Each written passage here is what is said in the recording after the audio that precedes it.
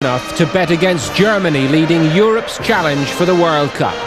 The final in 1990 against Argentina in Rome was no classic, but it characterized the Germans perfectly. Disciplined, ruthless, and ever hungry in the pursuit of success.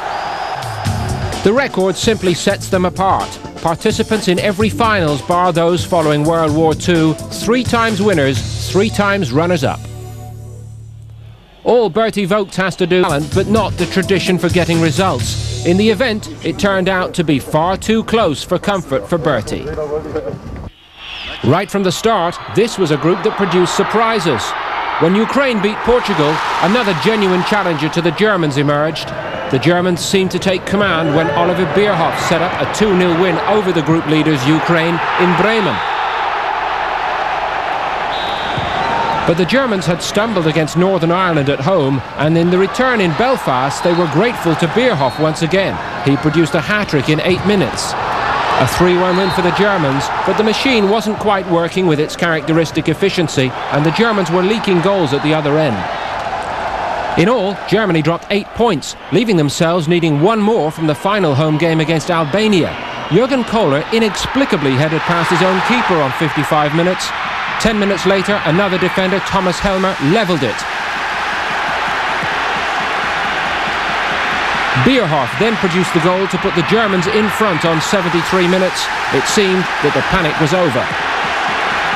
But the defensive uncertainties continued.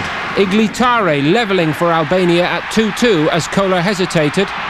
Olaf Marschall on as a substitute made it 3-2 4 minutes from time. The celebrations began again. Then they had to stop again. Albania levelling through Rudi Vata. Bierhoff proved that the Germans still know how to finish a game strongly, but it had been an incredible effort from the Albanians. We haven't had a set. Of course, injuries had been a factor, but unlike most other countries, the Germans proved again that they achieved their objectives even when playing badly. Jürgen Klinsmann celebrated his 100th German cap against Armenia. In customary fashion, he marked it with a couple of goals. Technically, there may be better strikers in world football, but few possess Klinsmann's will to win. At club level, he's enjoyed unprecedented success. And even when he failed to win a trophy in his first spell at Tottenham in England, he became Footballer of the Year. They liked him so much in England, they invited him back for a second spell. A great place to prepare for a World Cup. I think we are always confident, always when a big tournament is coming up, we are able to concentrate and to put... Has seen them through in many a tight spot, and the coach knows that spirit can help him overcome his biggest problem. Probably Europe's greatest sweeper has a bad knee injury. Andy Muller is out for a long time with his shoulder joint injury, although I hope he'll be able to play soon.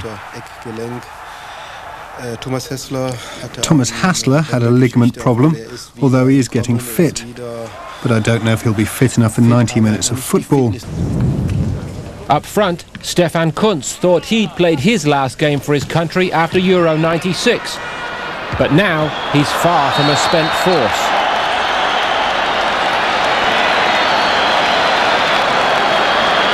World-class sweeper whose knee injury has been so severe that he started World who always competes and who contributes more than a fair share of goals.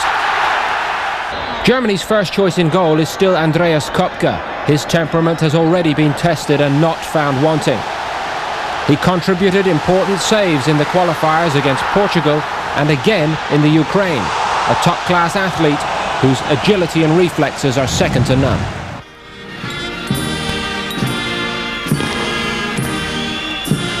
Win or lose, Vogts knows he probably has a job for life with the German Football Federation. It's just that he knows that he'll be judged simply on whether or not he wins the World Cup, and he is under no illusions.